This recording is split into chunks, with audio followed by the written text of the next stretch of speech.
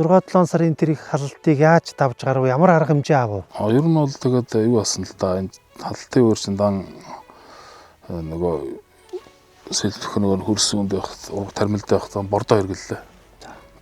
Очоод энэ дархны бие ундрах компани бас бордоо авч хэрэглэдэг. Тэрнтэй бас тэр бордоо очоод энэ зундаад 3 бордлоо.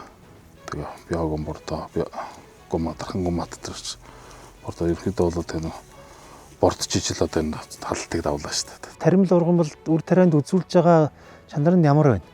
Ямар нөлөө нь ямар байна тийм ээ? Нөлөөтэй. Ер нь бол энэ ургацж байгаа Улаанбаатарын чанарт бол их одоо натур тэр цавуулаа гэдэрт бол тэгээд энэ ургаж байгаа ургамалтай өртөр нөлөөлж байгаа шүү дээ. Тэгжижил одоо энэ хөрсөө борж ижил юм авч байгаа юм шиг.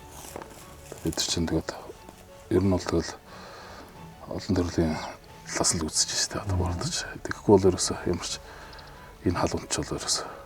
Бордоо гэдэг нь зүгээр яг яаж хэрэгжилж байна? Бас энэ эрдэмтдийн заавар зөвлөгөө, агрономчдын заавар зөвлөгөөгөөр л явж байна тийм ээ? Ер нь бол тэгээд яг одоо тэр хийх хугацаа зөвлөмжийнхэн дагуу тэгэл үндэнд хааруулаад тэгэл орсны ормөрн тэгэл цаанаас нь хэлж ярьж байгаа тэгж л хийж байна.